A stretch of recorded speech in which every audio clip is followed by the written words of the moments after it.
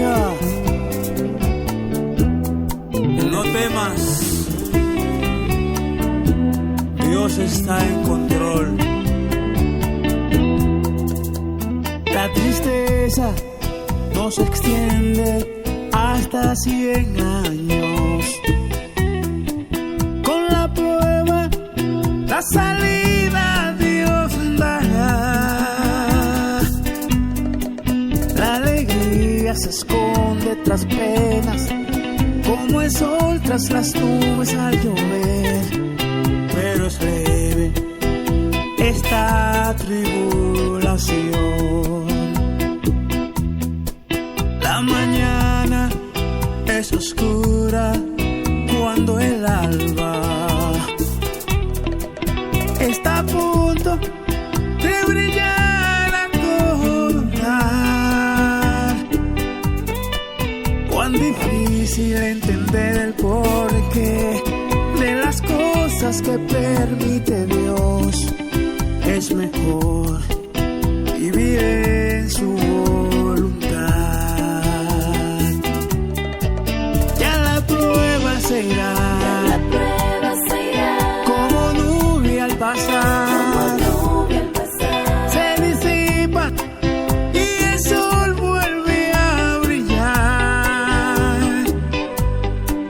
Con su luz la alegría vendrá, la tristeza historia de ayer, porque Dios todo tiene en control.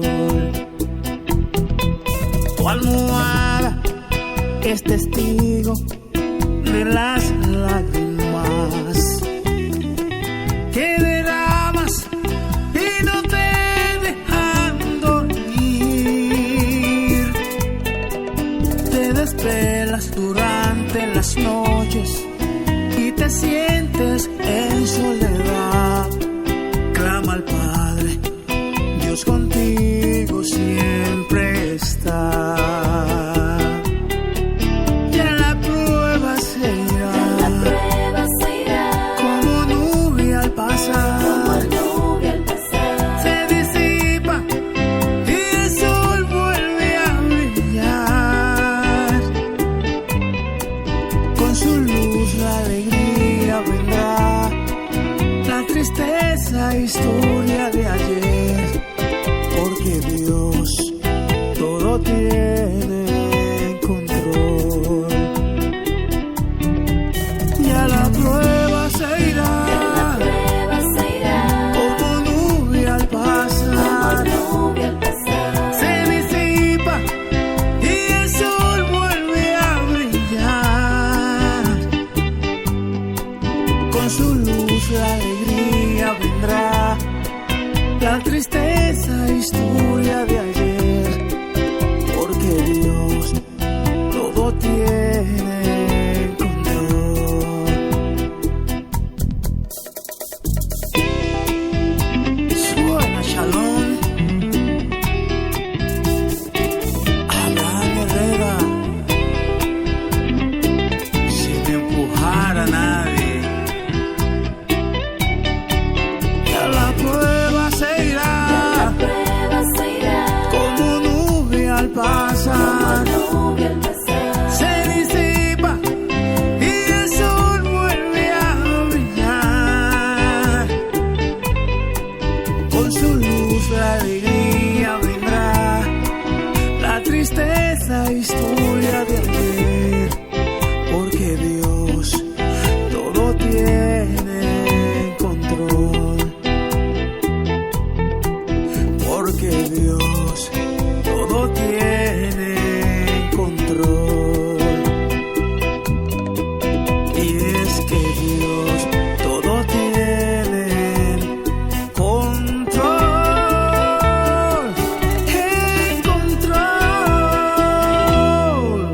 Este es tu día con nuestro Bishop Rudy. Gracias.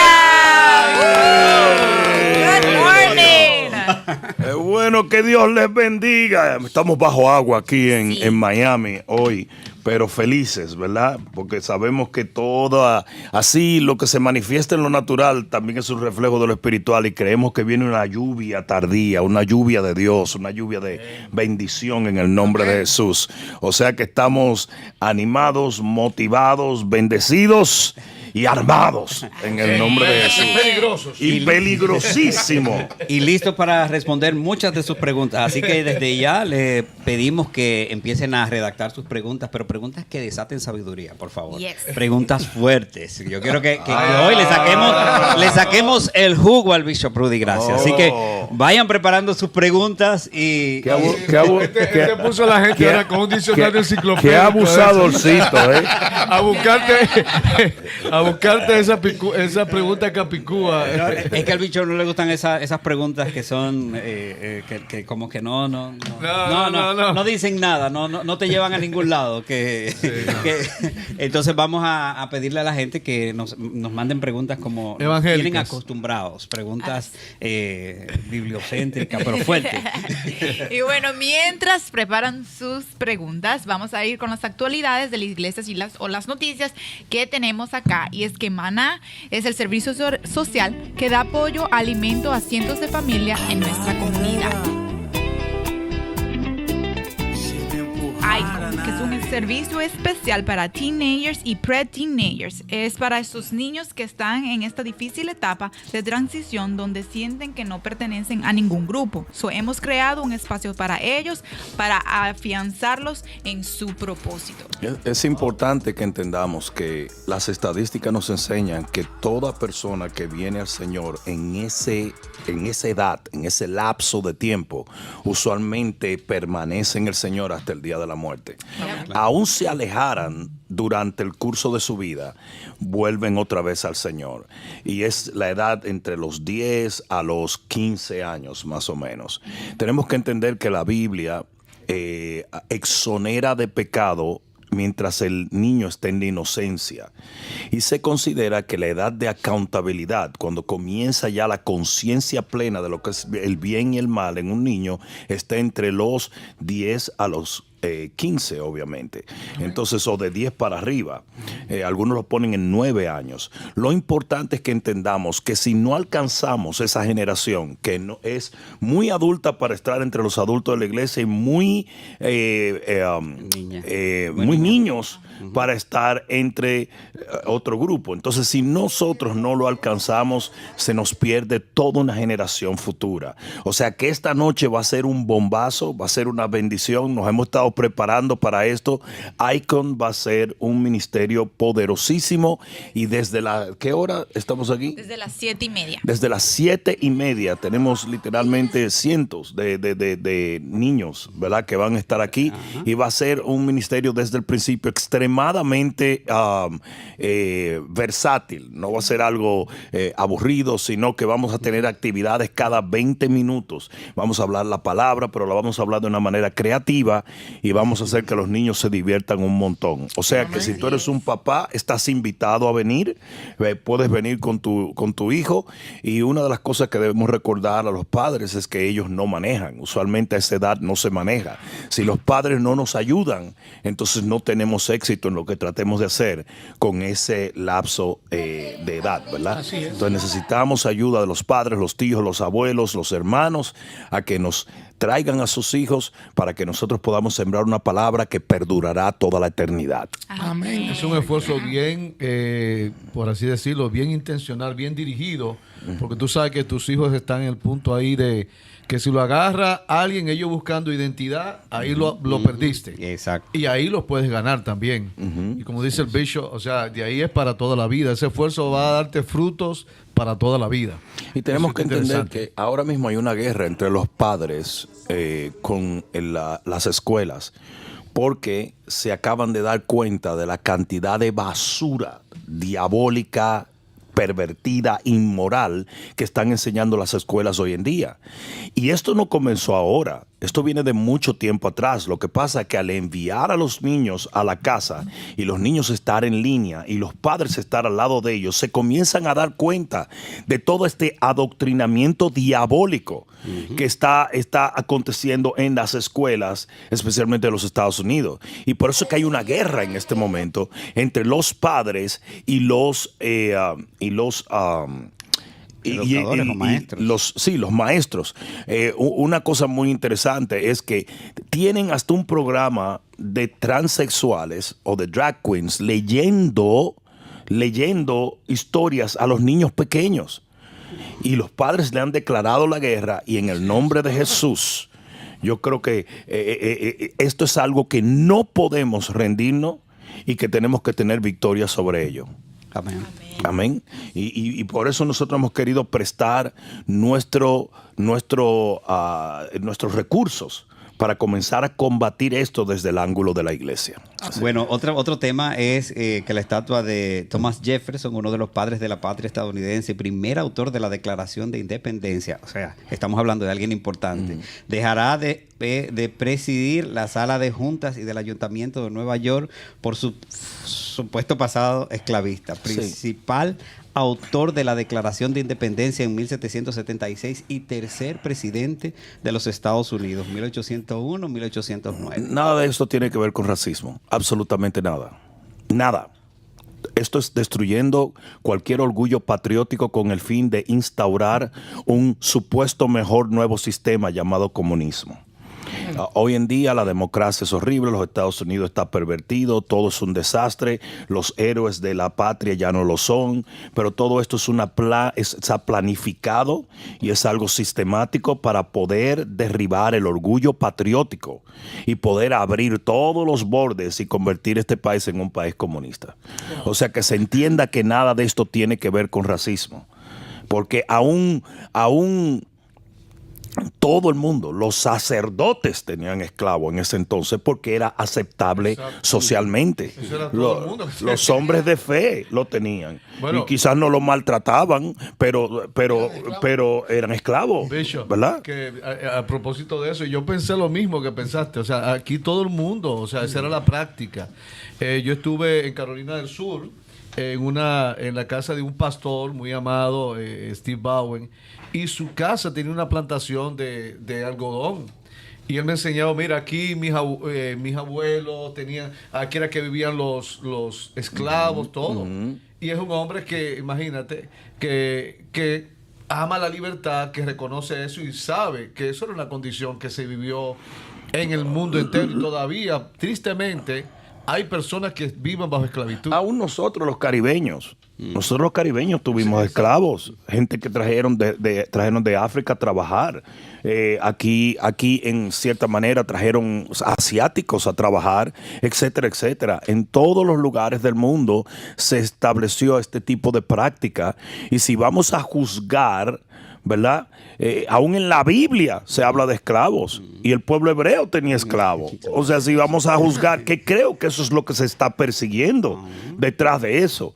Y si vamos a juzgar en este momento el pasado, cuando era una práctica aceptable, entonces no va a haber en lo absoluto una gente que no quieran cancelar. El plan es desconstruir todo lo que está hecho para construir una nueva normativa con reglas que no se sabe de quién las va a poner. Se llama progresismo y quiere decir reanalizar todas las verdades y cambiarlas. Y lo mismo está pasando en la iglesia cristiana en muchos aspectos. Ya hoy en día es aceptable no predicar contra la homosexualidad, ya hoy en día es aceptable no decir muchas cosas, etcétera, etcétera. ¿Por qué? Porque ese mismo progresismo está saltando de la política social, saltando a la iglesia cristiana, y es la cosa más maldita y malévola que puede existir. ¿Estamos entendiendo? Y es peligroso cuando analizamos las ONG que reciben ayudas del gobierno. Entonces la narrativa tienen que ajustarla para no ofender a mucha gente. Una de las cosas más peligrosas que está sucediendo hoy en día es que se está tratando, y esto es lo que está persiguiendo todo este tipo de cultura, se está tratando de denominar el habla como violencia. lo que tú hablas es violento, es discurso de odio o discurso de persecución o ofensa, ¿verdad? O rechazo. Entonces, ¿qué pasa? Un día lo que va a pasar es que el que predique el evangelio se le va a perseguir, se le va a matar, se le va a torturar, se le va a meter en la cárcel. Ahí va. ¿Por qué? Porque hay verdades que ofenden en el evangelio. Y todo esto es lo que está persiguiendo Satanás. Que entiendan que todo este es el comienzo de un sistema totalitario a nivel global que va a ser comandado por el anticristo y que nadie se cierre los ojos ante lo que está pasando tan claramente hoy en día. ¿Cómo tú me vas a decir a mí que si yo te digo algo, yo te estoy violentando con lo que te digo? ¿Y dónde está la libertad de expresión? Jesús llamaba a la gente hipócritas. Jesús llamó a la gente hasta perro. ¿Por qué? Porque uno habla la verdad y si la verdad duele, entonces usted se arrasca y se enmienda. Exacto. Así es. ¿Verdad? Y va a llegar un momento donde cualquier predicador del evangelio va a ser llamado fascista, va a ser llamado un perseguidor, va a ser llamado obsceno. Es algo increíble. Hay una persona que fue de las personas que han salido a hablar de los robots de las redes sociales, dice que ellos preparan estos robots para que cualquier palabra de la Biblia sea tomada como pornografía. Wow. Ujú. Mira eso. Entonces, por eso es que hay tanta censura de cuando hablamos la palabra. Probablemente este video lo pueden censurar. A nosotros nos censuraron un video hace poco y nos dieron un strike simplemente porque estábamos hablando la verdad. Yo no dije absolutamente nada que no fuese verdad, pero nos lo censuraron porque todo esto se está preparando no para censurar que una persona diga que fulano es gordo y el otro es flaco. Eso es una idiotez. No. ¿Verdad? Sino para censurar la verdad de la palabra de Dios. No, porque por otro lado hay gente que se suicida, hay gente desnudándose en las redes sociales, hay gente promoviendo hasta drogas, promoviendo muchísimas cosas y eso no se ¿Qué dice la ciencia respecto? Nada de eso se le ¿Qué dice la censura. ciencia respecto al género? Hasta donde yo entiendo, la ciencia genética dice que hay un hombre y una mujer. Pero hoy en día, si hay uno que está en el medio y yo hablo en contra de eso, desde el punto de la ciencia, ni siquiera desde el punto de la religión, sino que lo hablo desde el punto de la ciencia, entonces yo estoy hablando un discurso de odio. Eso es absolutamente ridículo. Porque lo que se está pasando es que la verdad está siendo sustituida por la mentira. Y lo único que va a ser aceptable es la mentira, no la verdad. Y de allí va a venir la persecución de la palabra de Dios. Perfecto, pero mientras en el mundo va a haber tinieblas y oscuridad en las naciones, sobre nosotros, sobre su iglesia, resplandecerá la luz de Cristo y muchos vendrán a Amén. Amén. O sea Y que- el mandato de nosotros es levantar nuestra voz como trompeta, así es. sin Qué importar a quién le incomode.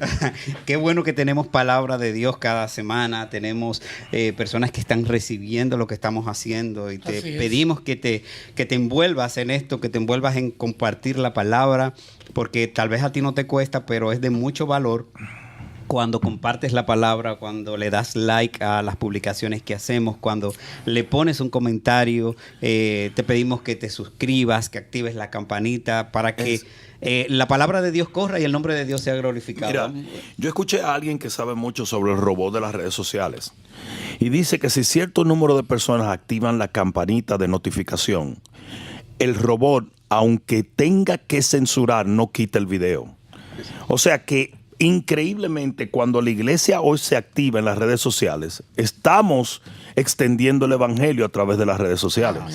O sea que hay que dar likes, hay que suscribirse y hay que activar la campana. Especialmente en una de las plataformas más, yo diría, limpias hasta hoy, que es YouTube. Debemos suscribirnos a los canales de YouTube. Es una de las menos censuradas. Después las otras están extremadamente censuradas. Entonces, la plataforma que hasta ahora se ha conservado un poquito más abierta es YouTube. Y si no me equivoco, TikTok también. Bueno, y yo creo que en lo que se le levanta una red, ¿verdad? Con total libertad, vamos a tener que usar seudónimos, usar el nombre clave. Un nuevo diccionario. Puchún, tú sabes, para referirnos a aquellos que te puchan. A todas las palabras que están sancionadas. Y hay nombres que tú no puedes mencionar porque de una vez te censuran. No, Absolutamente. y es automático eso. Políticos no pueden mencionar algunos nombres. Absolutamente. Hoy día el político no puede decir una verdad, tiene que pensar a quién ofende. Exacto. Hoy día el comediante no puede decir un chiste que sea cómico, no puede pensar, ¿es esto cómico o no? Ya eso no existe para ellos. ¿Es esto ofensivo o no? Y lo que quieren es que los predicadores caigan dentro de eso mismo. Que tú pienses antes de decir una verdad y que si la dices, ellos te castigan para que no la vuelvas a decir. Wow, tremendo. Perfecto, vamos a motivar a la gente a que si estás disfrutando esta transmisión, detente un ratito, sal, aprovecha y inscríbete si no estás inscrito en nuestro canal. ¿Qué te parece si ahora compartimos un poquito algunas de esas impresiones que la gente nos ha mandado de diferentes lugares del mundo sobre la prédica El Poder de la Zarza, que vamos a compartir, vamos a ampliar en unos segundos, vamos a hablar un poquito más de ello. Compártenos algunos. Claro que sí, pero Nicaragua. ¿yo me puedo quejar antes de todo? No. Tú puedes. Nicaragua arriba, Nicaragua puedes. arriba. No, pero me dejó unas letras aquí que... No la pueden ver. ¿Qué va? Pero bueno, Pero confiamos en ti. Préstale los Pero bueno, lentes. tenemos a Mercedes Labios de Argentina que Saludos, dice, Argentina. aleluya, gloria a Dios. Dios te bendiga, pastor Rosario Romanes. Esta es desde Michigan y también te manda saludos y que Dios te bendiga, pastor. Ani Esperanza dice desde República Dominicana. Hey, Dios, la dice, patria. Qué mensaje. Dios mío, dice, qué mensaje. Te bendigo en el nombre de Jesús, Bishop Rudy, gracias. Zuleima Arellano. Zuleima Arellano también te manda saludos desde de Ecuador. Víctor Alejandro, María Paz de Costa Rica, Stephanie Frey Flores de Venezuela, Blanca Emilia Páez González, esta está desde Colombia y también manda bendiciones. María Navarro de Honduras. Esta está también en Nicaragua. Sí, está cerca al lado ahí. Y también tenemos a Lidia Enríquez, dice bendiciones desde México, lo está esperando, dice, para la conferencia. Y también desde Osamel Cortés. Osamel Cortés, este está desde Chile reportando la sintonía de YouTube. Y todos estos están mandándole bendiciones y saludos a nuestro Bishop Rudy, gracias. Hay uno más que es de Sulamita Arellano. Ella pide oración por su hermano Adrián. Sufrió una quemadura en su pierna, es diabético. Ella pide que el Señor ponga su mano santa y reciba sanidad en Venezuela. O sea, ella vive en España, Málaga, pero su hermano está en Venezuela y recibió una quemadura. O sea, para que lo anotemos para la oración final. ¿Qué le parece si hablamos un poquito del poder de la zarza? Voy a leer mis notas a modo de introducción para que entremos en materia. Dice, fue basado esta prédica, El Poder de la Zarza, en 2 entregas, en Éxodo 3, del 1 al 6. Dice, el contundente mensaje de la zarza encendida en el desierto nos revela algo más que las instrucciones que recibió el patriarca. Igual que aquella maleza sin valor aparente, pero que el Creador escogió para hablar, Moisés tuvo que ser procesado 40 años en el desierto. El gran príncipe de Egipto tuvo que convertirse en un simple pastor de ovejas antes de ser usado poderosamente por Dios para libertar a su pueblo. Dios quebrantará nuestro carácter antes de manifestar su gloria en nuestras vidas. Así es. Así es. Yo creo que la base más importante de lo que Dios quiso decirle a Moisés, no solamente con palabras, hablando desde la zarza, sino con la imagen, con la visión que le dio, ¿verdad? Es que Moisés se había convertido en una zarza. Una zarza no es más que un arbusto sin valor, sin belleza, sin ningún tipo de beneficio. Y Moisés, esos 40 años, había perdido todo lo que él había acumulado como príncipe de Egipto. Pero lo interesante es que lo que Moisés trató de hacer como príncipe, que fue libertar a los hijos de Israel, y termina matando a un egipcio, y no lo pudo hacer cuando se convirtió en una zarza. ¿Por qué? Porque la Biblia dice que el pequeño, el que sirve, el servidor, ese será el grande en el reino de los cielos. Y cuando tú te conviertes en una zarza, ahí es donde Dios puede brillar. Por eso el hombre más poderoso, nacido de mujer, que fue Juan el Bautista, dicho por el Señor, decía: es necesario que yo mengüe para que Él crezca en mí. Menos de mí, más de Dios. O sea que nosotros, en vez de estar pidiendo más poder, debemos estar pidiendo de crecer. En vez de estar pidiendo posición o recursos, debemos simplemente ocuparnos de mantener un corazón humilde, porque del resto se encarga Dios. Por eso es que dice en Filipenses que tiene que haber en todos nosotros el mismo sentir que hubo en Cristo Jesús, que se despojó y se humilló y Dios lo exaltó. Amén. Entonces ese es el mensaje principal de la salsa, y por eso yo creo que este mensaje puede ser pivotal para muchas personas, para muchos ministros. Incluso lo estaba compartiendo en una conferencia virtual que vamos a tener dentro de poco, llamada Transformación, que tiene su base en Perú, en Lima, Perú, con mis amigos Sergio y Carla Hornung. Estaba compartiendo esto porque es un mensaje demasiado importante para esta última generación de líderes en el reino de los cielos. Perfecto. Y aquí leí algunas de los beneficios de ser quebrantado. Hay muchos, pero usted enumeró 7 y se concentró en ellos. Y es que una vez que somos convertidos en zarza o procesados, dice Dios que seré visto a través de ti. El fuego no te va a consumir. Atraeré muchos a ti. Transformaré el lugar de tus pies. Oirás mi voz. Te conoceré por nombre.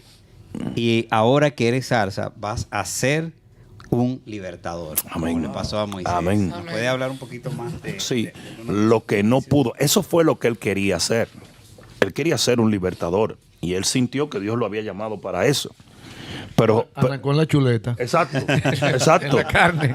Que es lo que nos pasa mucho. Tomamos pasos que no debemos tomar porque lo tomamos. Dice la Biblia en el libro de Hechos que él pensaba. Y a veces tomamos pasos por lo que pensamos y no por lo que Dios ha determinado. Y él tomó paso por lo que pensaba, y haciendo esto trató de llegar a hacer lo que solo Dios podía hacer a través de él. Que es una condición, ¿verdad?, del hombre sensual, que es conforme a lo que él puede percibir con sus 5 sentidos, sí, porque dice, haciendo la voluntad de los pensamientos, en contraposición a los pensamientos de Dios. O sea, el hombre natural no percibe las cosas que son del Espíritu de Dios. Muchos, Bishop, no sé si tomando esto, ¿verdad?, el punto de partida, que veo que es un mensaje muy poderoso. Yo pude ver desde el inicio hasta la continuación, ¿verdad? Y han arrancado sus ministerios, y porque, como decía Pablo, unos por envidia, otros por vanagloria, otros por contienda, y arrancaron y dejaron atrás el Espíritu Santo. Dejaron Hechos 2. Y ¿cuál es la exhortación? Yo pienso que es volver al aposento alto, porque si una gente arrancó mal, arrancó en la carne, ¿verdad? Yo pienso que volver a ese momento con Dios, para escuchar la voz de Dios y arrancar entonces como debe ser, que fue lo que en efecto hizo Moisés. Moisés tuvo un relanzamiento de su ministerio. Él comenzó en la carne. Claro. Y entonces volvió y arrancó después en el espíritu. Usualmente, Pastor Juan, nosotros hablamos de los guerreros espirituales. El guerrero espiritual, el conquistador de ciudades. Pero la Biblia dice que el que se enseñorea de su propio espíritu es más poderoso que el que conquista una ciudad. Y dice la Biblia respecto a nuestras armas. Y fíjate, siempre creemos que las armas espirituales es para batallar con el diablo. Y hasta cierto punto sí. Pero dice que nuestras armas espirituales son para llevar cautivo todo pensamiento de altivez. O sea que muchas de las armas espirituales las tienes tú que usar contra ti mismo. Y el hombre tiene que aprender a llevar cautivo los pensamientos del orgullo y de la altivez y del ego, porque eso es lo que más destruye un hombre. El diablo no te puede hacer lo que tú te puedes hacer a ti mismo cuando te llenas de orgullo. Así es, ya, listo. Si no eso se llama descartado para Pulibank. Sí. Si no lo cree, le hace Santiago 3 entero. Pastor. Si no lo cree, que se lea Santiago 3, el poder de la lengua. Hay algo respecto a eso. Hay algo respecto a eso que nosotros enfocamos a los nuevos creyentes, y es lo primero es que hay 2 territorios que conquistar. Uno es el territorio interior, y el otro es el territorio exterior. Él lo sacó a una tierra que fluye leche y miel, y ahí habían enemigos, pero ellos llevaron al enemigo adentro también. Absolutamente. Ellos lo llevaban. Ellos lo llevaban porque su corazón, ellos se volvieron a Egipto, dice la Biblia. Entonces el enemigo interno o el territorio que tú tienes que conquistar internamente tiene que ver con eso, o sea, de ser dueño de sí, como dice el Bishop. Inclusive la Biblia habla de dominio propio. Y dice que tú puedes pensar todo lo amable, todo lo puro, todo lo justo. Dicen esto, pensad, y lo pone como un imperativo, como un mandamiento. Quiere decir que tú tienes control de lo que piensas y debes sacar de ahí toda basura que el diablo te está tirando el día entero de tu mente, que Sí, eso te puede destruir. Hay un obispo afroamericano muy conocido que dice vencer the enemy. El enemigo en mí. The enemy in me. Él decía que eso era lo que quería hacer, es decir, enemy, que sí, el enemigo en mí. Ahora, no vamos a salir de ese punto, porque mira, Es que no, mira lo que ese Jesús dijo. Jesús dijo, ahora viene el príncipe de este siglo, pero ¿qué quiero? Él nada tiene En mí. O sea, que es lo que sería una incógnita que nosotros pudiéramos también contestarnos. ¿Qué negocio tú tienes con el diablo? Sí, porque lo que pasa es esto. ¿Qué negocito secreto tú tienes con el diablo? La conquista exterior viene como un reflejo del interior. Exacto. Si no hay una conquista interior, aún lograses conquistar exteriormente algunas cosas, vas a terminar mal. Fue lo que le pasó a Sansón figurativamente, que dice que mató todos los enemigos con una quijada de un burro y después se estaba muriendo de sed. O sea, su condición interna era más peligrosa que los enemigos que le estaba batallando afuera. Entonces, nosotros tenemos que entender este principio. Si no nos vencemos a nosotros mismos, no vamos a vencer a nadie. Por eso dice, oye lo que dice la palabra, someteos Pues. a Dios Adiós. y resistid al diablo. O sea, ¿quiénes son los que pueden resistir al diablo? Los que se someten a Dios, los que se han rendido ante Dios, los que se humillan ante Dios. Eso es todo. Así es. Pero que no queremos conquistar naciones, conquistar ciudades, teniendo como principal enemigo a nosotros mismos. Y tú sabes que hay una herramienta poderosa para eso. Yo estuve compartiendo con el equipo del staff de segadores y es realmente, tiene que ver con lo que tú tienes sed o tú tienes hambre. O sea, Jesús dijo, si alguno tiene sed, venga a mí y beba. Lo que pasa es que nuestras fuentes están muchas veces alejadas de Dios. Y recurrimos a las cosas de Dios, a las cosas, ¿verdad?, que el hombre y el mundo queremos resolver las cosas en la carne, cuando Jesús es la fuente de todo. Dice, de su plenitud tomamos todo, gracia sobre gracia. Entonces, cuando la demanda que tú tienes, tú la puedes saciar en el mundo y buscarla, y esa es tu fuente, tú necesitas comenzar a ayunar, porque el ayuno es lo que va a hacer que se vuelva a la fuente original, que Dios Jesús se lo ofreció a la mujer samaritana, le dijo, si tú bebieres de esta agua, o sea, nosotros tenemos que saber que Él puede ser nuestra fuente y tomar todas las cosas de Él, porque si no, vamos a estar saciándonos y buscando y alejándonos cada vez más en el mundo. Entonces, yo creo que es un mensaje muy poderoso, Bishop, lo que tú has dado. Nos ha dejado así, de la zarza, porque... Pero el peligro está en que no todos tenemos ese sentir. No.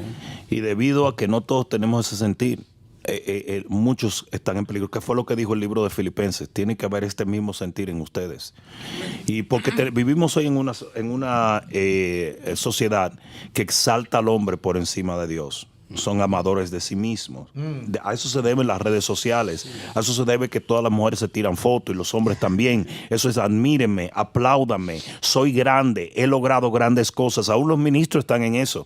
Ya no pueden ni siquiera dar un lápiz sin tirar 40 fotos y decírselo al mundo entero para que la gente lo aplauda. Se llama virtual signals. Están siempre tratando de decirle a la gente, soy mejor, admírame. Y eso es muy peligroso porque fue el mismo espíritu de Lucero y por ello vino la caída. Bueno, si usted quiere seguir siendo edificado con este mensaje que tiene mucho para aprovechar, ¿verdad? Yo le recomiendo que entre al canal de YouTube, busque esta prédica que se llama El Poder de la Zarza, tome notas, busque y compártala. Bicho, él se quedó con todas las preguntas. Mira, no, me quedé con todas las preguntas. Porque él está emocionado. Lo que pasa es... Yo lo vi que como que dice, oye, no me va a dejar hacer más preguntas. No, lo que pasa es que tiene demasiado. Lo que pasa es que la gente está ya mandando sus preguntas y, o sea, nos hicieron caso. La gente está mandando sus preguntas, está mandando preguntas buenas y queremos empezar esa interacción con el público que nos ha hecho caso. Entonces, vamos a pasar entonces a las preguntas y empezamos con la primera, que es de Mariela Conde. Te damos gracias por ser la primera. Dice, Bishop, ¿es bíblico decretar y declarar? Depende. Existen decretos proféticos y si es bíblico, existen decretos de fe, que es una confesión de fe, simplemente. ¿Qué otro tipo de decreto, si no está en la Biblia? Entonces no sabemos. Por ejemplo, Elías, dice la palabra, dijo, no habrá lluvia sino por mi palabra. Él no estaba orando, él estaba decretando. Él estaba decretando. En ningún momento él le atribuye a Dios eso. Incluso por eso en el Nuevo Testamento dicen que es una oración, pero en realidad eso se pone como una oración en el Nuevo Testamento simplemente porque era el lenguaje que entiende todo el mundo en el Nuevo Testamento.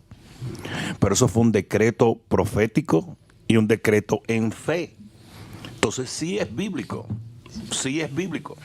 El mismo Señor Jesús dijo, Lázaro no morirá. Eso fue un decreto.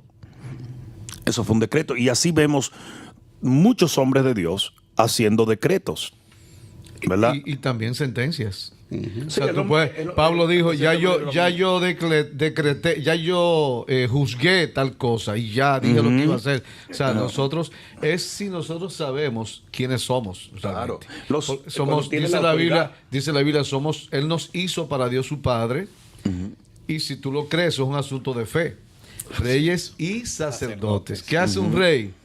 Un rey puede decretar. O sea, nosotros podemos decretar cosas. Pablo decretó juicio. Claro. En ningún momento dice que Pablo dijo, Señor, háblame un momento y dime qué debo. No. Pablo dijo, ciego estarás.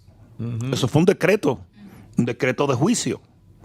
Entonces, ¿quiénes son los que dicen que no se puede decretar? Las personas que tienen una falsa humildad.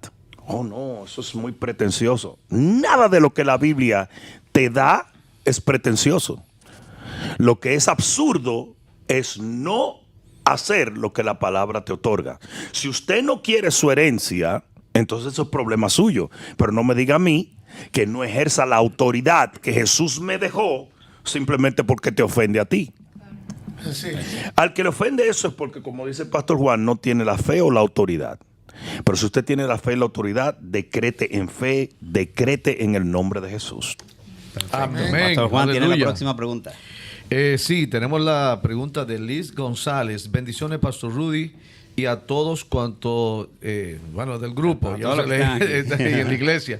Dice, le pregunto, ¿por qué he visto iglesias que lo conforman de 2 a 4 familias? Gracias por su respuesta. O sea, yo no entendí realmente la pregunta. ¿Por qué hay iglesias tan pequeñas? Iglesias familiares. Sí, debe ser iglesias familiares.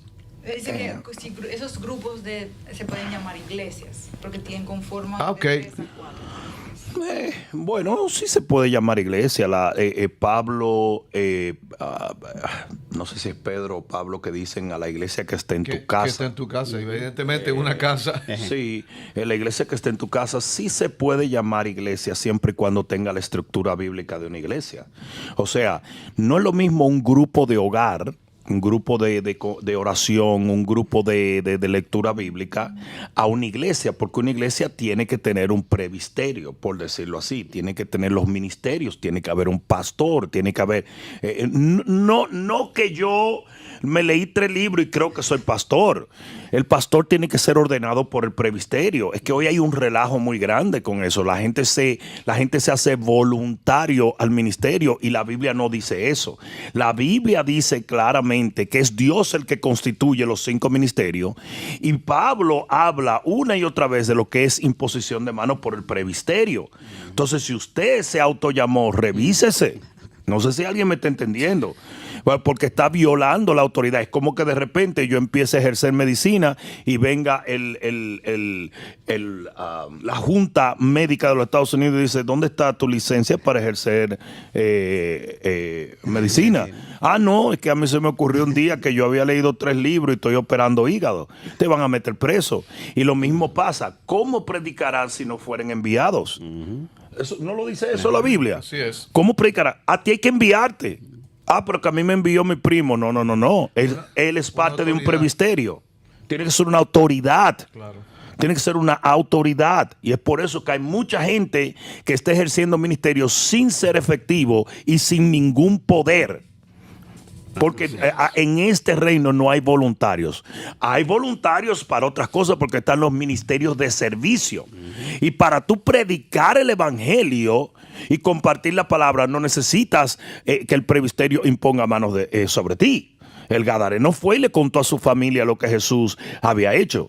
Pero en ningún momento, aún Jesús lo mandó a compartir con su familia. En ningún momento él le dijo: y ahora serás pastor, o serás apóstol, o serás profeta. En ningún momento. O sea, te puede compartir la palabra y ejercer el ministerio laico. Eso. Pero el ministerio laico viene de un presbiterio. Vámonos a Efesios capítulo 5. Dice: Él constituyó los 5 ministerios para entrenar al pueblo a la obra del ministerio. O sea, este presbiterio que Él constituye, Dios lo constituye, no tú, Dios.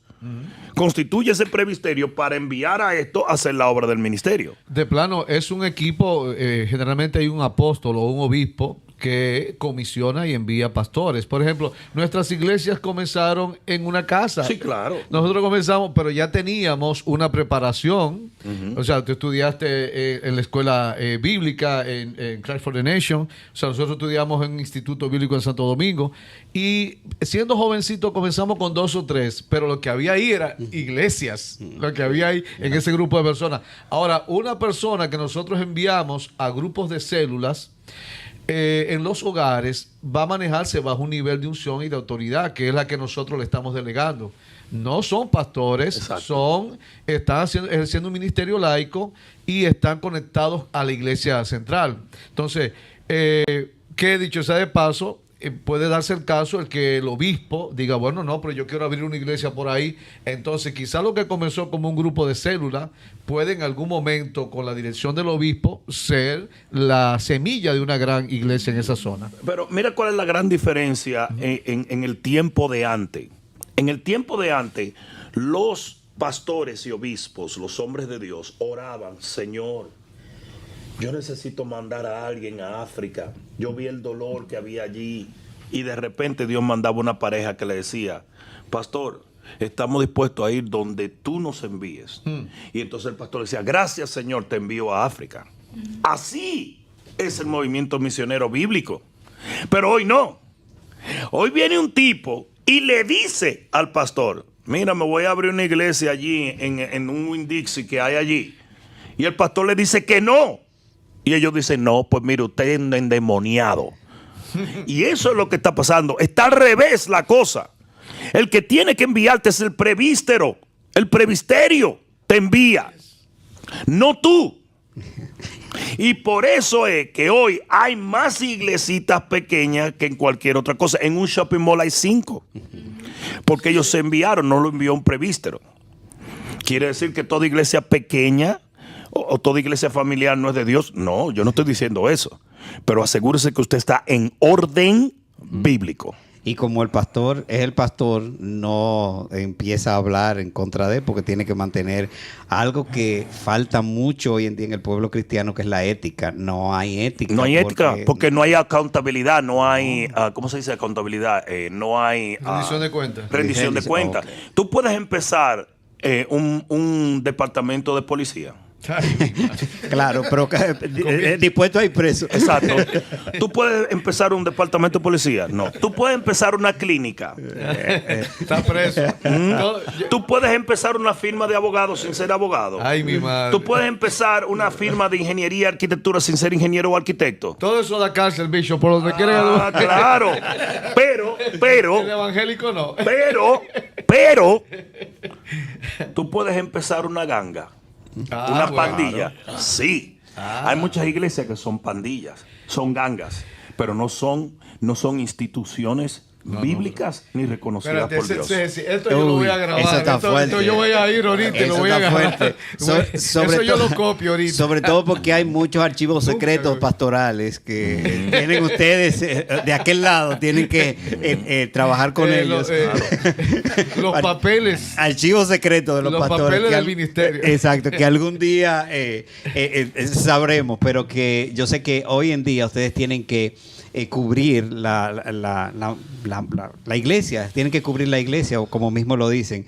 Pero vamos con la próxima pregunta, que la tiene Angeli.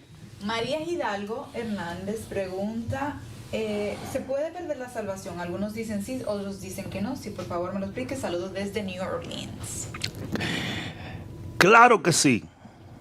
Porque si no, no dijera la Biblia, cuidad vuestra salvación con temor y temblor. Si yo no la voy a perder, ¿por qué voy a temer perderla? Porque la voy a cuidar. No sé si alguien me entiende. El Señor le dijo a Moisés, aquel que peque, a ese raeré de mi libro.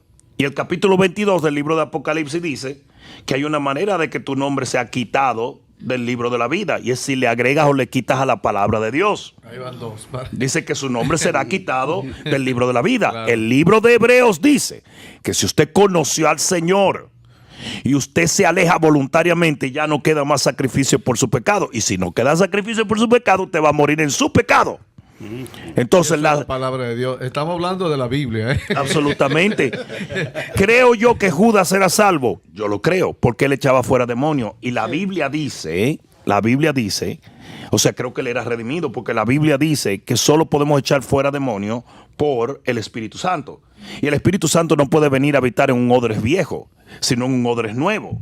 De alguna manera, él tenía la redención para que el Espíritu Santo habitara en él y él echara fuera demonios. ¿Y se perdió Judas? Claro que sí.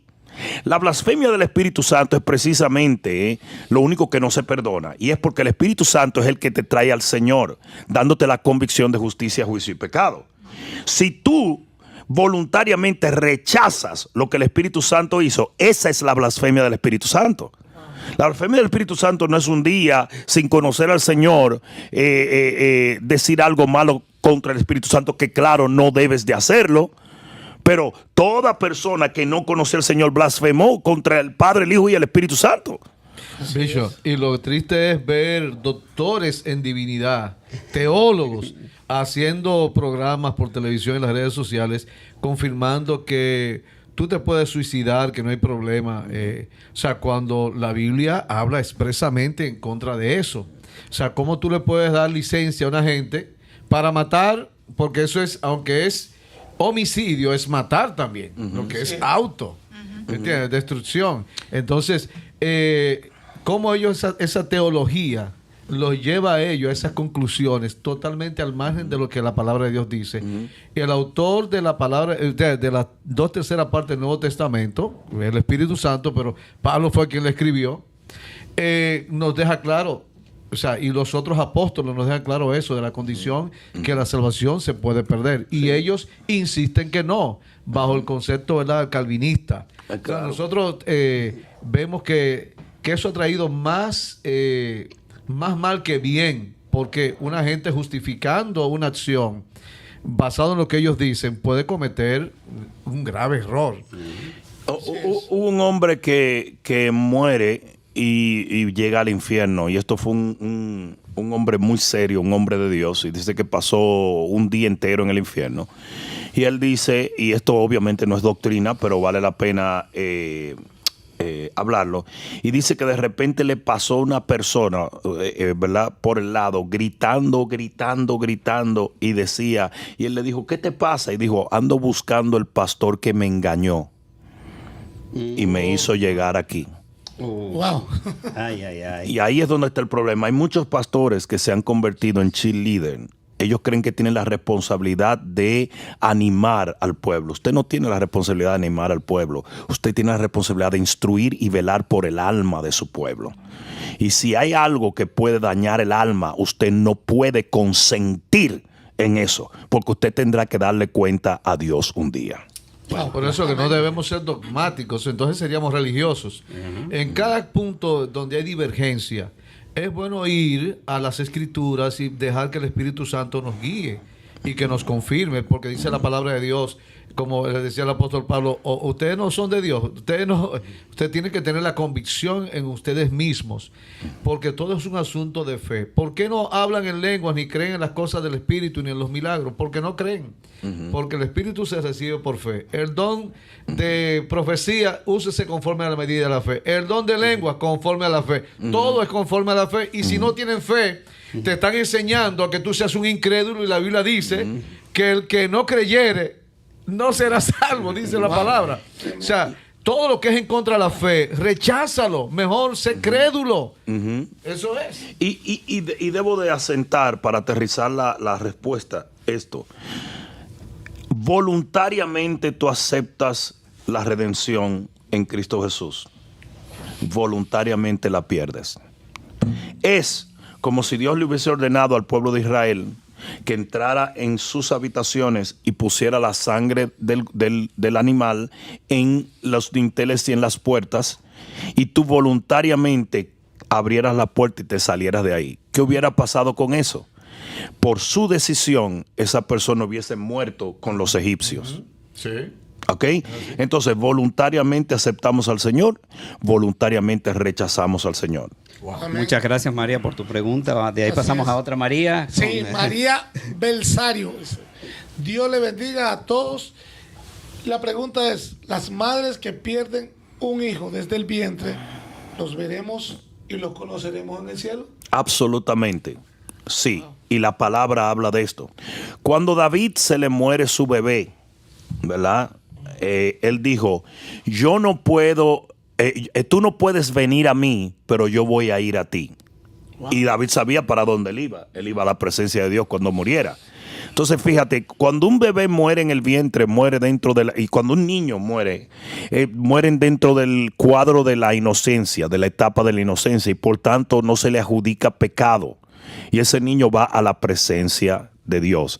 Todos los niños tienen ángeles asignados precisamente porque el niño no tiene la conciencia, y muchos ángeles tratan de protegerlos, ¿verdad? Y lo dice la Biblia también, que su ángel mira el rostro de Dios. Entonces, ¿qué pasa? Cuando el niño muere por una razón u otra, va a la presencia de Dios, y por ende lo veremos un día. Una de las cosas que no entendemos del cielo es que el cielo hasta cierto punto tiene escuelas. Yo creo que hay una escuela de niños en el cielo, de gente que no maduraron en la tierra y están en el proceso de esa madurez. Creo que, y esto lo digo no como doctrina, sino lo que yo pienso, y muchos lo han afirmado que han tenido la experiencia de ir al cielo y volver. Creo que va a haber una escuela de liderazgo. ¿Por qué? Porque esos 7 años que estemos en la boda del Cordero no nos la vamos a pasar bailando los 7 años. Nosotros volvemos con Jesús cabalgando en caballos blancos a reinar 1000 años. Aleluya. Y si usted no tiene la menor idea de lo que el Señor quiere, usted va a meter la pata, aunque usted va a tener la mente de Cristo. Pero el asunto es que yo creo que va a haber cierto entrenamiento, o por lo menos cierta indicación. O sea, yo creo que el cielo es un lugar de aprendizaje, y yo creo que la eternidad nos las pasaremos siendo sorprendidos por las cosas nuevas que el Señor nos va a mostrar, y esas cosas van a ser aprendidas también. Entonces, sí, yo creo que los niños sí van a la presencia de Dios, y creo que los veremos en el nombre de Jesús. Muchas gracias, María. Y de ahí pasamos a Colombia con Fernanda Cortés. Hace una pregunta y un comentario muy interesante. Dice, Bendiciones. Gracias por este espacio de preguntas y respuestas. Mi nombre es Jeremy Cortés de Colombia. Tengo una duda. Cambié de iglesia porque la mía no volvió a abrir después de la pandemia. En la nueva iglesia no permiten a los niños participar en la Santa Cena. Como testimonio de la Santa Cena, había un niño hospitalizado por anemia creyendo en el poder de la sangre de Jesús. Compartimos la Santa Cena con el niño cristiano. Y al día siguiente su diagnóstico cambió de forma milagrosa. La pregunta de nuevo ¿es correcta esa restricción?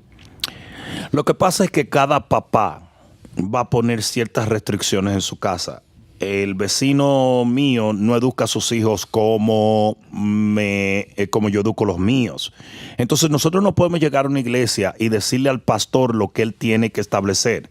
Más nos convendría a nosotros que si la doctrina de esa iglesia no encaja con nuestra fe, que busquemos una iglesia que sí encaja por lo menos con los principios básicos de nuestra fe, con los rudimentos de nuestra fe. Porque el problema es que no podemos realmente ir a una casa donde hay una autoridad y decirle a esa autoridad que haga las cosas de la manera que nosotros la vemos. Por ejemplo, dentro del pueblo de Dios, precisamente hablamos de lo que era la edad de accountabilidad. ¿Cómo se dice? De la edad de dar cuentas. Dentro del pueblo de Dios, muchos pastores, por respeto a la Santa Cena, no permiten que los niños participen de la Santa Cena. Entonces, no es algo totalmente ajeno, porque la Biblia en ningún momento muestra niños participando de la Santa Cena. Tampoco dice que no pueden. O sea, que en este asunto, que no tenemos cosas doctrinales básicas, entra la fe, como hablaba el pastor Juan. Entonces, si esa es su fe, usted tiene entonces que buscar una iglesia que más o menos se alinee a la fe que usted tiene en ciertos aspectos. Amén. Amén. Esos son los acuerdos locales. Y yo pienso que hay una libertad muy amplia de acuerdo a lo que las escrituras, si no te lo prohíbe, tú tienes libertad de establecerlo. Por ejemplo, mira lo que es la Pascua, que se celebra familiarmente, la Pascua judía, que es la que viene, la Santa Cena viene a sustituir, es para toda la familia. E inclusive, si tú tienes un invitado extranjero, o sea, una persona que no es judío, tiene cierta participación, o sea, en lo que es esa ceremonia. Y yo pienso que eso hay una libertad, como dice el Bishop, tremenda, y es conforme a lo que el papá de la casa estableció en su casa. Mira, la misma discrepancia existe en el bautismo de los niños. Exacto. La mayoría de los pastores no bautizamos niños, ¿verdad? Porque el niño necesita conciencia. El bautismo es para arrepentimiento de pecados. Y si el niño no ha alcanzado total conciencia del pecado, entonces ¿cómo vamos a bautizar a los niños? Yo aprendí eso, yo tuve un tropezón con eso bien fuerte. Porque yo lo bautizaba y no tan chiquito, sino ya en la adolescencia. Entraba a la universidad y se convertían en el mismo diablo. Venían con la teoría marxista y que venimos del mono. Entonces yo dije, no tienen madurez para recibir esto, porque realmente en cualquier divergencia, cualquier problema que los confronta, ellos reniegan de su fe. Entonces no vamos a darle esa posición. Vamos a cuidarlos, y cuando tengan madurez para tomar esa decisión, entonces vamos a hacerlo. Entonces ahora, después que pasan cierta edad de madurez, es que nosotros, por ejemplo, en nuestra iglesia lo hacemos, pero respetamos a aquellos que lo bautizan siendo niños. Pero el punto es que muchos pastores sienten que es en la edad de dar cuentas donde se deben de hacer muchas de las cosas que demandan plena conciencia. O sea, que el pastor que dice que no quiere compartir la Santa Cena con los niños no está haciendo una maldad, simplemente tiene ciertas convicciones. Y de la misma manera, la mamá que quiera que su hijo participe de la Santa Cena quizás tampoco está haciendo una maldad. Simplemente tiene convicciones también. Y lo mejor es que el discípulo encuentre un líder que alinee las condiciones a las condiciones que ellos tienen, para que no haya un problema en la autoridad. Perfecto. La próxima pregunta la tiene el pastor Juan. Gracias a la hermana Fernanda, muy buena pregunta. Odali que está en sintonía, dice que atendamos a los micrófonos, que a veces nos movemos y ella nos escucha. Gracias. Bueno, gracias, Odali. Señores, tenemos la pregunta de David Cam. Dice, ¿cómo puedo ver lo sobrenatural y él mismo dice, en oración y ayuno. La oración y ayuno son obviamente vehículos, ¿verdad? De lo que es entrar en lo sobrenatural. También hay otras cosas, ¿verdad? La fe entra como una de las cosas más importantes de lo que es ver el mover de lo sobrenatural en Dios. Tú acabas de mencionar literalmente las dos cosas principales, las tres cosas, añadiendo la que yo dije. Fluir en los dones del Espíritu demanda que tengamos comunión con el Espíritu. Una vez nosotros tenemos comunión con Dios y aumentamos esa comunión y vivimos en esa comunión, ¿verdad? Y luego añadimos a esto una poderosa fe respecto a los dones del Espíritu, vamos a fluir en los dones del Espíritu. Algo que yo hice cuando yo estaba en la escuela bíblica, y esto es algo bien loco, yo fui a Sam's y me compré una grabadora. Y esa grabadora era de las que corrían el tape Para atrás y y para atrás y para adelante. Entonces yo fui y yo comencé a grabar tapes con mi propia palabra, leyendo milagros y leyendo todos los versículos que hablaba, por ejemplo, de sanidad, liberación, de todo lo sobrenatural. Y yo me acostaba todas las noches, por años, con un audífono, y eso la noche entera. Varias veces tuve al sacarme un ojo con el audífono ese. Pero la noche entera yo me llenaba de la palabra. Y dentro de un tiempo, por cuanto la fe viene por el oír y el oír la palabra de Dios, yo comencé a tener una fe en lo sobrenatural, en lo milagroso, absolutamente increíble. Y entonces ahí están de los factores más importantes: el ayuno, la oración y obviamente la fe, porque la fe es nuestra victoria en todo. Amén. Perfecto. Ángeli, ¿tienes la próxima? Siguiente pregunta es, Aide Ramírez pregunta, yo quiero saber si podremos testificar allá en el cielo de cómo Dios cumplió su promesa a ver a nuestros seres queridos a Cristo. La pregunta es que si vamos a ver a nuestros seres queridos allá. Pretty much like testificar allá en el cielo como el Dios. Me imagino hablar sobre cómo el Señor cumplió sus promesas. Oh, sí, claro que sí. Nosotros, algo que se tiene que entender es que en el cielo todo el mundo sabrá lo que hiciste para Dios, lo que Dios hizo contigo, porque la Biblia habla en el libro de Revelación que entraron unos y dijeron, estos fueron los que no se contaminaron con mujer, que dieron su vida por el Señor, etcétera, etcétera. Y nadie lo estaba diciendo, simplemente era como si ya todo el mundo lo entendiera, porque en ese día conoceremos como hemos sido conocidos. Cuando en el monte de la transfiguración, Pedro dice, vamos a hacer una enramada para Moisés y Elías. Pero Moisés y Elías no tenían un Facebook. O sea que él sabía quién era Moisés y quién era Elías, porque todos vamos a conocer todo lo que pasó con nosotros, lo que Dios hizo, los testimonios, todo eso lo vamos a llevar. Incluso nuestros nombres nuevos van a estar impresos en nuestras frentes. O sea que va a ser una dinámica muy interesante, que el primer día que lleguemos al cielo vamos a abrazar a Moisés y vamos a saber todo lo que tenía que ver con Dios y su trato. La palabra entera, por cuanto tendremos la mente de Cristo, será un panorama abierto a nosotros. Amén. Amén. O sea que sí sabremos todo lo que hicieron nuestros familiares, lo que Dios hizo, lo que Él prometió, lo que se cumplió.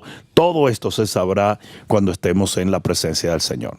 Bueno, adelante, José. Tenemos ahora una pregunta de María Florencia Moreira. Dice, ¿de qué manera podemos ayudar a alguien que está atravesando una crisis subjetiva con intentos de suicidio? Es un joven alejado de la iglesia hace años y es un salmista y un líder de jóvenes. Era un salmista y un líder de jóvenes.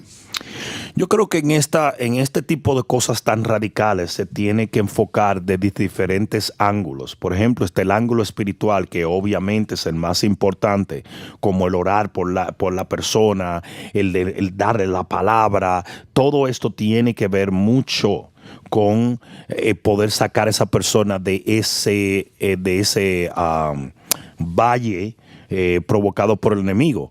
Pero también está lo que se llama el ámbito médico. Muchas veces todo este tipo de depresión vienen por causas médicas. Entonces no estaría mal que incluyamos dentro de esa campaña contra lo que está pasando con esa persona, un psicólogo o un psiquiatra. Porque no digo que en todos los casos aplique, pero estamos hablando de un caso extremo aquí. Estamos hablando de que si no nos movemos rápido, esa persona puede terminar quitándose la vida. Entonces yo recomendaría envolver a alguien del ámbito médico, al igual que envolver gente del ámbito espiritual, y que todo el mundo entre en contra de esto que está pasando. Pastor Amén. Juan. Bishop, aquí tenemos una pregunta de Dylan Seitzen. Dice, ¿qué es estar en sanidad? Es santidad, ¿no? Bueno, sí, en santidad. ¿No? Tú estás escribiendo muy... No, yo estoy viendo la pregunta. No, relajando. Es que En se santidad. confunde. Los comentarios breves, please, dice testimonio, y ahí por ahí van, no sé si está conectado una pregunta con otra, pero sí, ¿qué es? Más bien, dice Dylan Seitzen, Santidad. estar en santidad. Santidad es consagración. Santidad es separación para con Dios. Nosotros somos santos, pero estamos siendo hechos santos. Hay una santidad que la adjudica la justicia en Cristo Jesús, pero existe lo que se llama una santificación, que no viene automáticamente, sino que es un proceso. Y la santificación te toca a ti. La santidad le toca a Dios. Entonces nosotros somos santos por el pacto, por la justicia en Cristo Jesús. Pero hay una santificación que es un acto de la voluntad, donde nosotros comenzamos a alejarnos de las cosas que ofenden a Dios y comenzamos a consagrarnos para el Señor en las cosas que le agradan a Él. Entonces hay una parte que la hace Dios en lo que es la transformación del individuo, y hay una parte que la hace el individuo. ¿Qué es estar en santidad? Estar en santidad. Mira lo que dice una de las traducciones de la palabra santidad es wholeness. O integridad, wholeness, quiere decir estar completo. Cuando usted llega a un punto donde su vida está completamente ante el agrado de Dios, entonces usted ha llegado a una santidad real. ¿Ok?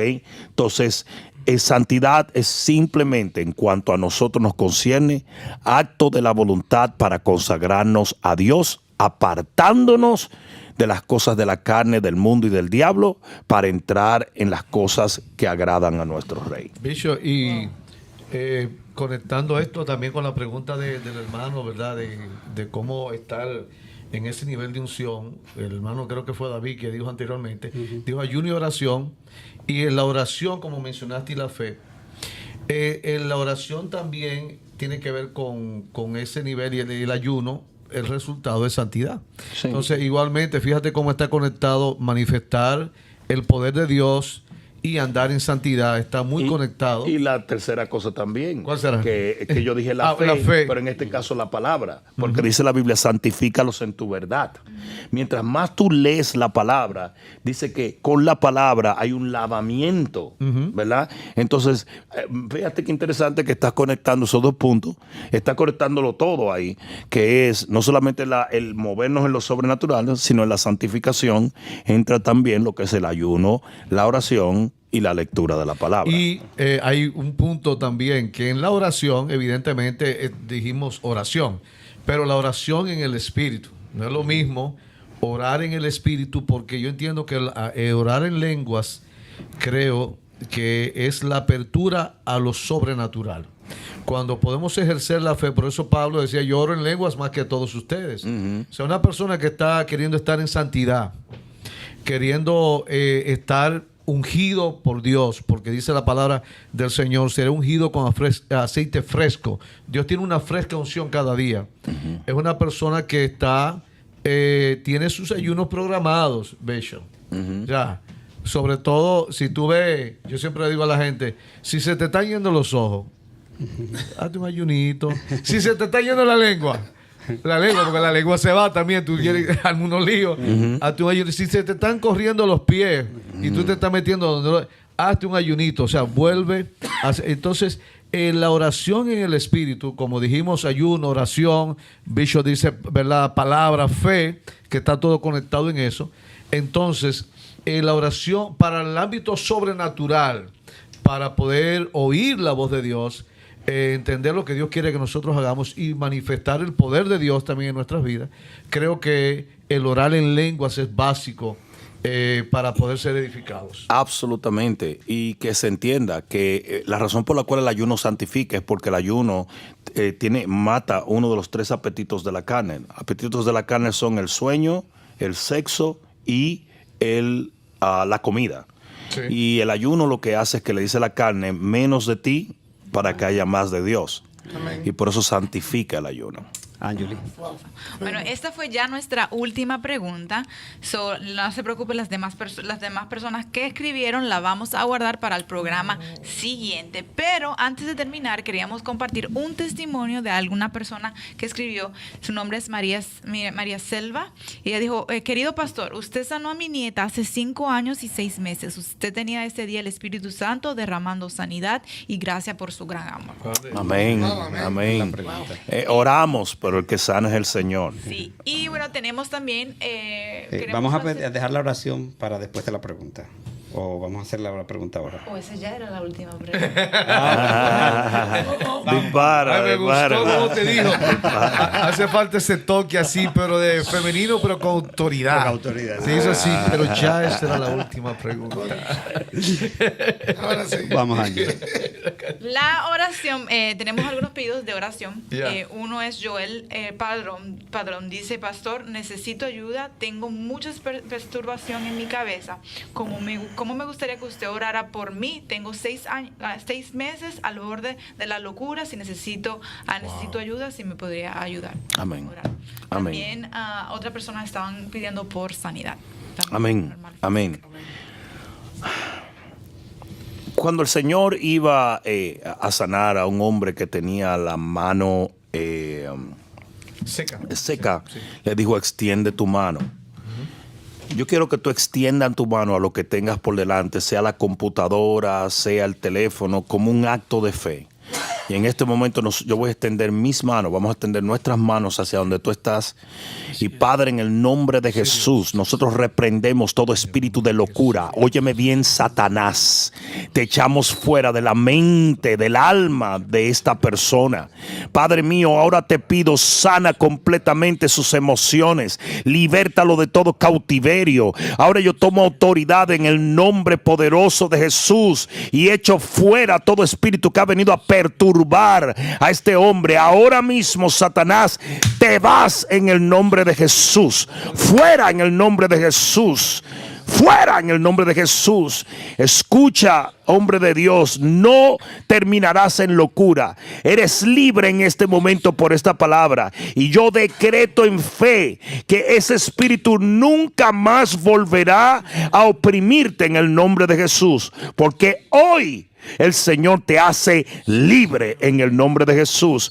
Y Padre mío, oramos por todo el que necesite sanidad en este momento. Maldigo desde las raíces todo cáncer. Comando y ordeno todo dolor o todo sobrehueso o todo aquello que ha sido causado por un accidente. Todo lo renal, todo lo que viene de Señor, del corazón, de la sangre, de las arterias. Ahora mismo, en el nombre poderoso de Jesús, ahora mismo declaramos sanidad para la gloria de Dios.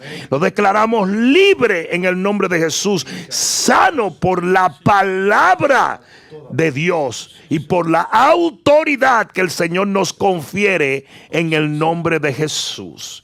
Y Padre, yo te doy las gracias en este momento, creyendo que tú obras milagros alrededor de la tierra en este momento. Toda la gloria, toda la honra y todo el honor es para ti. Y gracias, Señor, por ser un Dios tan maravilloso, tan fiel y tan lleno de amor. En el nombre de Jesús. Amén. Amén y amén. Amén. Bueno, nos despedimos de tu programa favorito. Este es tu... Escucha, no temas, Dios está en control.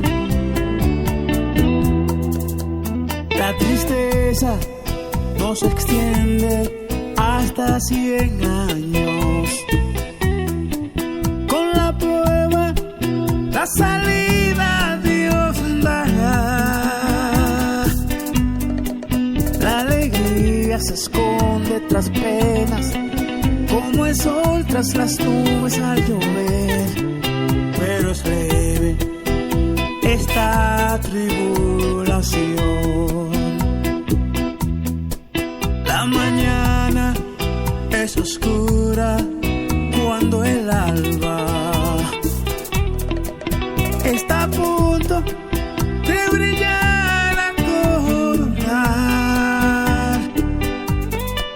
Cuán difícil entender el porqué de las cosas que permite Dios. Es mejor vivir en su voluntad. Ya la prueba se irá, como nube al pasar. Se disipa y el sol vuelve a brillar. Con su luz la alegría vendrá, la tristeza historia de ayer, porque Dios todo tiene en control. Tu almohada es testigo de las lágrimas que derramas y no te dejan dormir. Te desvelas durante las noches y te sientes en soledad. Clama al Padre, Dios contigo siempre está. Ya la prueba se irá, como nube al pasar. Se disipa y el sol vuelve a brillar. Con su luz la alegría vendrá, la tristeza historia de ayer.